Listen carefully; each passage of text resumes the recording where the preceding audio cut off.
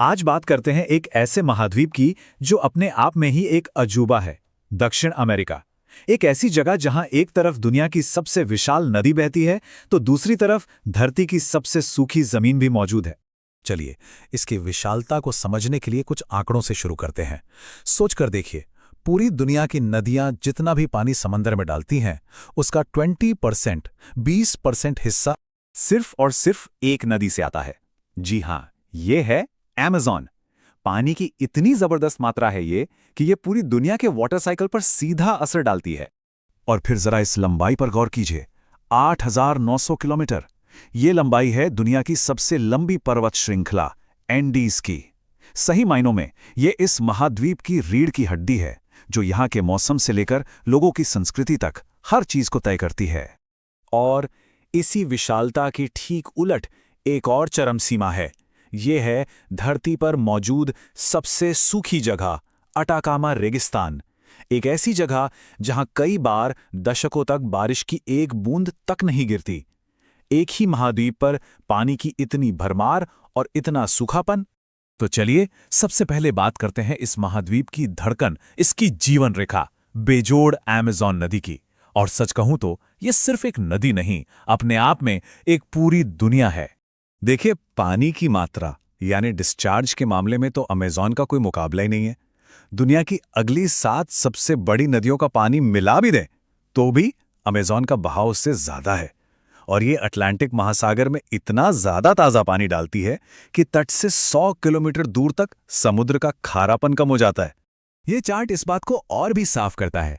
दुनिया के समंदरों में जितना भी ताजा पानी नदियों से आता है, उसका पूरा 20%, मतलब हर 5 लीटर में से 1 लीटर पानी अकेले अमेज़न नदी का होता है।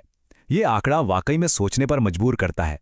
और अमेज़न का असर सिर्फ इसके पानी तक ही नहीं है। इसका जो बेसिन है वो दुनिया का सबसे बड़ा ड्रेनेज बेसिन है। इसी बेसिन में दुनिया का सबसे बड़ा वर्षावन यानी अमेज़न रेन फॉरेस्ट मौजूद है, जिसे हम धरती के फेफड़े भी कहते हैं। और तो और ये पूरा सिस्टम 8 अलग अलग देशों तक फैला है, उनकी जिंदगी और इकोनॉमी पर असर डालता है। तो महाद्वीप की जीवन रेखा से अब चलते हैं इसकी चट्टानी रीढ़ की तरफ, यानी विशाल एंडीज पर्वत श्रृंखला की ओर। ये कोई एक पहाड़ नहीं है। सोचिए, ये पहाड़ों की एक लंबी न टूटने वाली दीवार है जो महाद्वीप के पूरे पश्चिमी किनारे पर फैली हुई है। और ये दीवार 7 देशों से होकर गुजरती है: Venezuela, Colombia, Ecuador, Peru, Bolivia, Chile और अर्जेंटीना।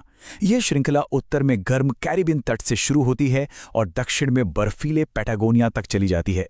और इस लंबे सफर में ये अनगिनत तरह के मौसम और इकोसिस्टम बनाती है। और इसकी ऊंचाई भी कुछ कम नहीं है। एशिया के बाहर ये दुनिया की सबसे ऊंची पर्वत श्रृंखला है। इसकी सबसे ऊंची चोटी अर्जेंटीना में माउंट एकोंकागुआ लगभग 7,000 मीटर यानी करीब करीब 7 किलोमीटर ऊंची है। ये चोटियां सच में आसमान से बातें करती हैं। अब यही विशाल एंडीज पर्वत अपने दोनों तरफ 2 बिल्कुल अलग अलग दुनिया बसाते हैं। एक तरफ बेहिसाब हरियाली और उपजाऊ मैदान, और दूसरी तरफ सूखा और वीराना।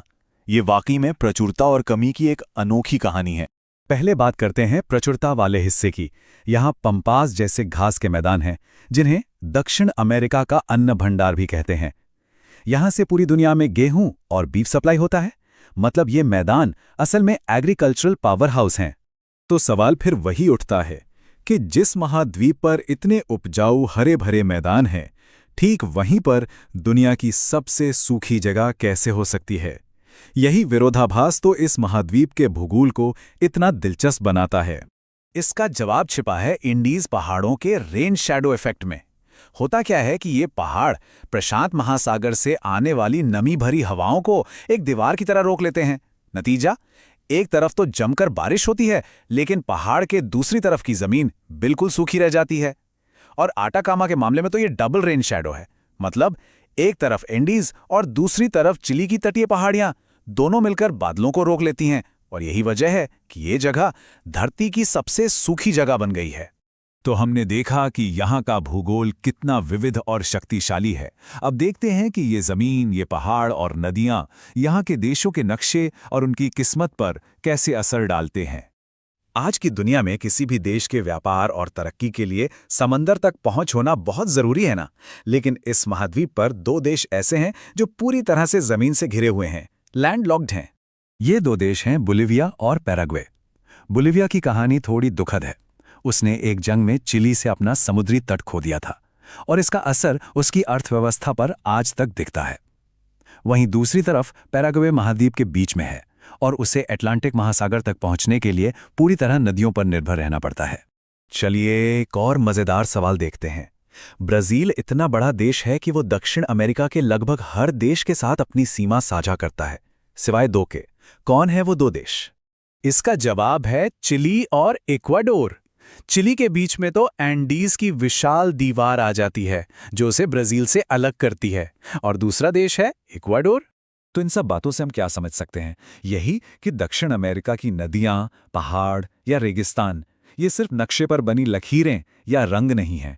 असल में ये एक तरह की जीती जागती क्लाइमेट लैब्स हैं जो हमें दिखाती हैं कि कैसे समंदर की धाराएं, हवा के पैटर्न और जमीन की बनावट ये सब मिलकर किसी भी जगह का लैंडस्केप तय करते हैं। दुनिया की सबसे बड़ी नदी से लेकर सबसे सूखे रेगिस्तान तक दक्षिण अमेरिका का भूगोल असल में प्रकृति की शक्तियों की एक शानदार कहानी है। ये हमें याद दिलाता है कि हमारा ग्रह कितना जटिल और कितना अद्भुत है।